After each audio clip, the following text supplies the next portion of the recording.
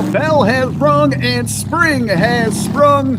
Hey, just not flowers blossoming everywhere, just not sunshine got you feeling fine, but tracks are opening across these great United States of ours. And even more so, we're back with an all-new episode of Redman in the House. Hey, it's a podcast. As always, I am RBV, Richard Bronson Vickery. But hey, you're not here for this mug. We're all here for the man, the myth, the legend. Killing me. Hey, he is a wounded warrior right now, but he is pulling through. He is taking care of business. Back on his show, Redman. How are you feeling? Rich, I'll tell you what, both of us, you've been down a little bit on the weather. My producer, writer, director, well, I would say makeup man, but he's been down. We've been down for a couple of weeks. We hate missing you. And I took a tumble trying to be Fred Astaire, I guess. But yeah, banged up my arm pretty bad. But now we're back out. We're ready to roll with you.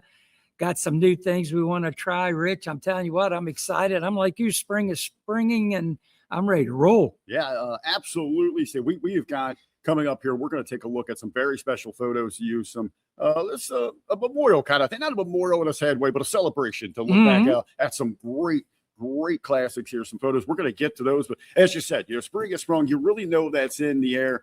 For some, it's pitchers and catchers reporting, springtime baseball. But for me, brother, and I was fortunate enough yesterday, and what a day we had here in the local Cincinnati tri-state area. Drag racing is back. Edgewater opened up for the 2026 season. I got to get on the call there in the tower. Little TNT light net fuse, setting it off, tune in test, brother. But hey, you would believe well over 100 car count. Wow. I tell you what, Edgewater, there's no place prettier. Well, I won't say no place, but one of the prettiest places in the country at this time of the year when you go down there and the air is crisp.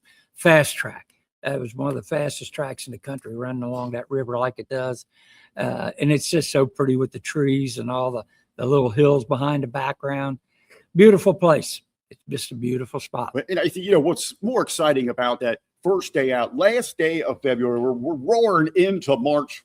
But to see a turnout like that, that people are eager to get out there, start having a lot of fun. Like I said, it was 60, sunny, and the track was money. If anything complaints we got, it was a little too sticky out there, but it's a good problem to have. Well, one thing about drag racers, they're ready to roll. They're tired. They've had a month or two to sit on their hands and tweak and rebuild and do whatever. They're wanting to get out and have some fun, see how bad this baby's going to go. So they're ready to.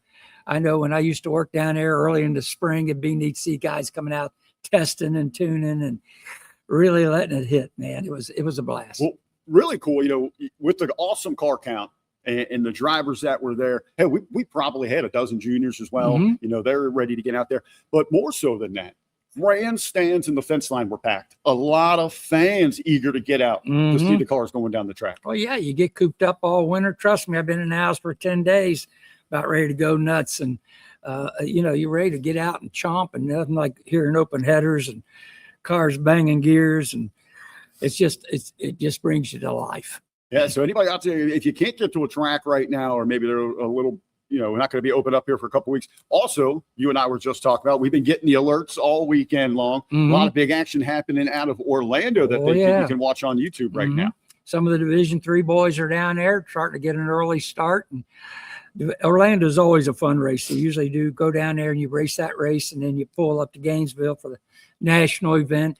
Usually you can do 2 or 3 weeks in a row down there if you got a place to kind of hang out. I know I did one year. I did Orlando, went to Gainesville, and then back to Bradenton before I got to come home helping out in NHRA. And that was a fun month.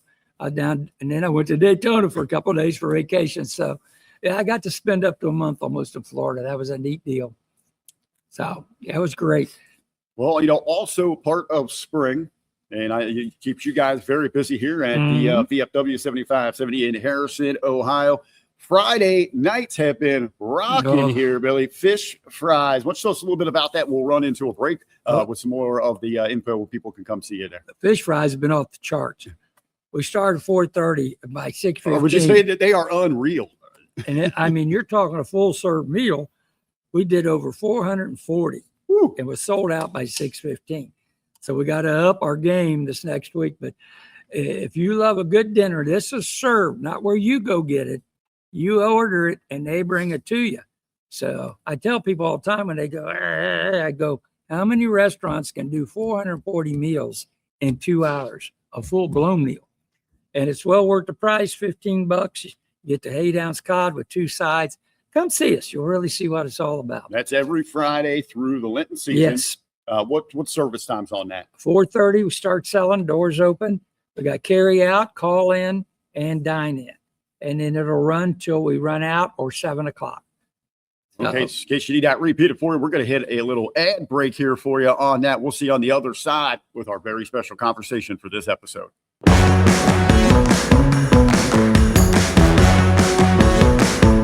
All right, Redman, we have got a regular here segment that we've been getting into is kind of going into your picture album, which I call it's almost like a Bible, the Holy Grail, if you will, of photos for drag race. You got so many cool memories that you're able to capture over the years, but you want to do something extra special.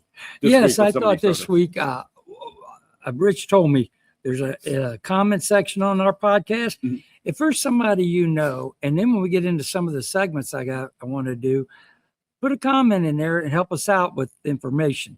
Same way, if you can't get on that, look me up, Redman in the House. I got my little decal. Send me a personal message of somebody who might know something on these cars or somebody we're going to get talking about. We're going to start another little segment here as soon as we get done with this one. We'd like to have the input and the help from y'all. That's why we want to make it fun.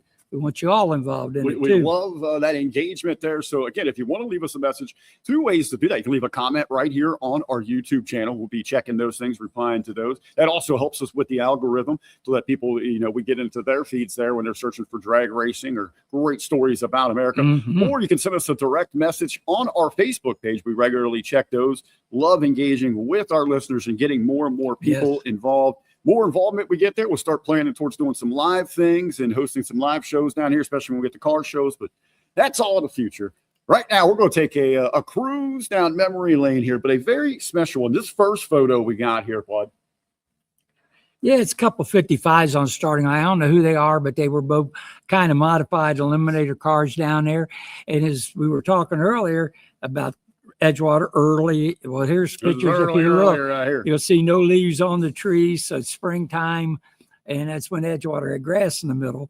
And the car on this side, I took a picture. It was a neat bad 55. Had great sound to it. And the other boy, he was building that one. I have no information on him, but they left the line pretty good. And you know me, I'm going to take pictures of some badass cars. So, but if you got any info on these guys, sure love to hear about them.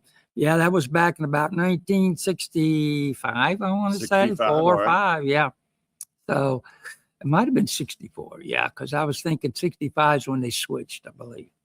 So, yeah, if you know any info, send it in on them. We'd love to hear some comment on these cars because a lot of folks don't know these cars. Somebody will. Yeah, kind of like our unsolved mysteries. Mm-hmm, yeah. If you have any information, please alert our authorities here. Now, this looks particularly cool here. I guess we're back at Edgewater here. Mm-hmm. Hot rod there, modified. Well, it's actually an A-altered car out of Eaton, Ohio, and I just seen them do some talking about this car the other day. I think it was Smith Speed Shop or something up in that area. There was a speed shop up out there in Eaton, Ohio, and this boy's name might have been Smith. Ran A-altered. He was a bad cat. He wouldn't comp Eliminator down there quite a few weeks every week. And he'd run his on injection. There was the Bennett brothers. I got a picture of it later. We'll see sometime. Had a blower on theirs, ran double A altered. But yeah, that car there was a stout car at Edgewater. And you can see the starter there in the picture where he's kind of getting him lined up, make sure he's lined up because they had to make sure they were right on that white line when they get started. So they were neat cars back in the days. I'll tell you, Rich, you bring back memories there, son. Absolutely. That is very, very cool. So tell us, maybe go a little bit more because, now it's just you kind of get up there in the beams. Mm-hmm. Get ready to go. Can you compare what it was like for the starter back there getting set? Well, they'd have a white line. I'm not sure if the picture shows it real well. You can see it in there a little bit. Yeah, he would line you up the white line. Well, they were equal across, so he would line you up and stop. Just like you see the lineup people for Alcohol Funny or whatever, they'll have their foot out right on the pre-stage beam and they'll slap on that fender to get them to stop. And that means you got 6 inches to roll in. Well, back then you only had one set of lights. So it had to all be even right then and there. There wasn't no 6-inch play. You had to be right on that white line. And he had to make sure you were there. And then he would point at the tree when everybody was ready, and they'd flip it on. Very, very cool. And that's back, I believe, when they had the stoplight. That was red, yellow, green. So that was pretty wild. Awesome. Again, we'll flash these photos up there for everybody. If you had any more information about those, that's photos you'd like to share, or some stories like that, again, you can send us some messages. Leave us a comment here on our YouTube channel, or send us a direct message on Facebook. Yeah, I just saw somebody had information about that car on Facebook long ago, and I don't know if it's because of us. And hey, I'm glad it is. I've been seeing more stuff on Facebook. A lot of people bringing out old stuff, which is neat to keep the history moving. Let people see how this evolved and where we got to today. And let's not forget, my next little segment I want to go into is not forgetting. And it's just a neat deal. So send us any information you got.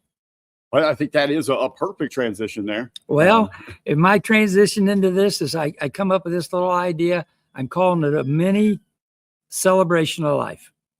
And to me, a lot of times we know the pros, Rich, get a lot of the accolades, and that's understandable, you know, in any sport. But these people, the backbone of drag racing, I want to keep them alive and in people's memory. And if I've got a little story, this is where I'll need help from you all. Send me a little story on somebody, maybe I don't know.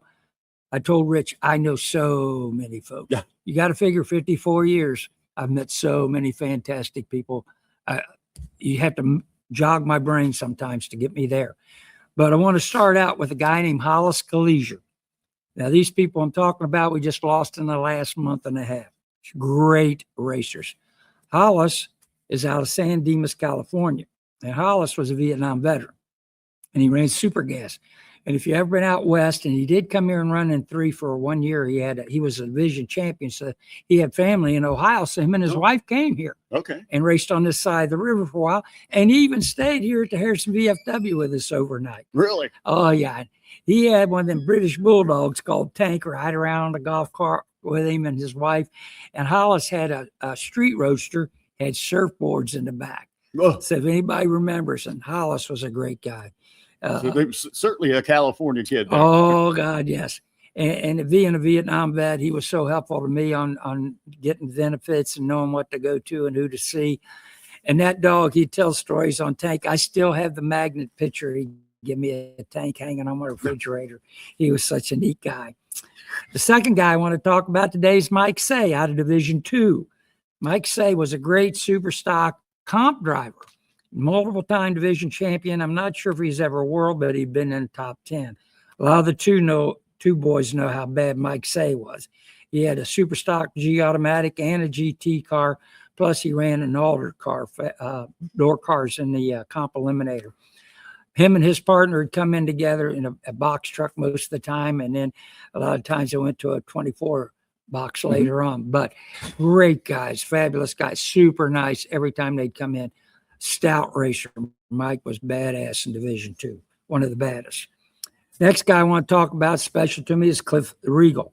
Cliff ran a Superstock G, F and G automatic, 67, 68 Camaro. Stout runner, always a lot of fun. Cliff was always so nice, humorous, always a fun guy. If you ran Bowling Green Indy, he was basically Midwest. He'd run Indy, Bowling Green mostly. He didn't travel real far a lot, maybe get to Gainesville, but Cliff was a great guy. And then we just lost Rock Running. Rock Running, that's a cool name right there. Oh, that's yeah. A cool name. Rock is started out, people might remember as stockers called the Sleeper. They were Pontiac GTOs, bad cars. Him and his wife, Jenny, beautiful people, 2 great kids, Randy and Robin. 3 generations raced there. Randy ran in stock and super stock. Then we had Robin ran a little ET bracket Firebird Formula car. And then Zach, the grandson, he runs in super stock. Well, Randy and Zach still run together to this day. And Rock, we just lost super nice people. Jenny, God love her. I tell you that Rock, him and Al Provost be 1-2 in the gate all the time together. So they were great people. And last on my list today, we just lost out of Dayton, Ohio, Freddie Hurst. Don Gwill out there, you remember Freddie, a lot of the modified O'Connor, you guys remember Freddie. one of the baddest Willys coupes in the country in the day. Beautiful, gorgeous car, tilt front end, injected Hemi. Then he built a Barracuda later on. I think he had a couple different styles on Cudas he ran. And then he had a Opel later on. Well, then his son, Jeff, who we lost way too soon, they built a dragster, ran Supercom. And then eventually they drifted up into the top dragster ranks. And we lost Jeff when he was real young. And then Fred stayed in it a little bit, would go help people. But what a pioneer. Fred Hurst, you couldn't meet a nicer man. If you ran Killcare, Columbus, Edgewater, and you had to run against this guy, you better have your A game on. Bluegrass, this guy was stout. He was stout, Rich. Very, very, very cool. Yeah, I think, what I really, like about the memories here, the segment, to look at those that, especially that we recently lost, but really out there, anybody, if you got somebody, share the name with us, share that story. We'd love to pass that along, but it's kind of recognizing those who rolled down the track before you, so you can keep the sport running. Right. And that's what I want to try to do. I'll come up with names. I'll make a list of 2 or 3 every week, so it's not so long and drawn out. Y'all send some in and we'll see cross-reference. But if I got a story to tell about them, if not, I've probably seen them run if I didn't get to meet them personally. And it's just so neat. I'm a movie buff, and I like old John Wayne movies, Rich. The Duke. Yes. And he had a movie called She Wore a Yellow Ribbon. And it was this, they were stopped at this place where this Apache Wells or Sudrow's Wells, it was called in the movie. And some people were killed there by the Indians, and a trooper got killed. And they're burying this guy, and John Wayne has to do the eulogy. And I'll never forget his words in there, least we forget. And that's what I want us to do here. Least we forget these folks, because, man, they made it what it is. Without these pioneers and great people that came and banged every week against each other and up and down the highways, this sport wouldn't be what it is today. Trust me. I can't thank them enough, and I can't thank them enough for the memories they've given me, let alone anybody else that remembers seeing these folks. So send them in. We want to see what you got. So that's what I got on that, Rich. They helped light that torch. We want to help carry that flame. Yes. In addition to, all the great racers, the fans that are out there. We appreciate everybody for tuning back in here with us. With spring here, we have got a lot of big plans. We love being in here, Terrace at VFW, but we're looking forward to getting out and about, car shows, going down to the track for some shows, some very special guests. They're going to be making the rounds through the territory. A lot on the horizon here for Redman in the House. It's a podcast. That's going to wrap up things for this week. Hey, we are into March, ladies and gentlemen. March Madness. March Madness. That's what it's all about. But a reminder, everybody, Friday evenings, come down here to Harrison VFW 7570 for that delish fish dinner. And one thing, Rich, before we go, if you're ever traveling on Interstate 74 between Cincinnati and Indianapolis, and you need a place to hang out with that race rig and don't want to stay in a noisy rest area or truck stop, call me, send me a message, do whatever. We got room here to put you up, friendly atmosphere. You can be off the road, hang out with us as many days as you want. We'd love to have you. We entertain you, have a blast with you. And my people here at the VFW, they love meeting you. They never knew what all I did. And Rich can tell you, it's a family. All this stuff's a family. Absolutely. Hey, while you say it here, check this out on Friday nights. Go back Saturday for the entertainment. Come see me Saturday afternoons in March at Edgewater. Well, TNT, we set it off. Tune and test at its best. That's what it's about. But again, thanks for watching this episode. Be sure that you like, subscribe, ring that bell for all those alerts. Leave us a comment. We love engaging with you. But you've been listening to Redman in the House. Hey, it's a podcast. And Rich.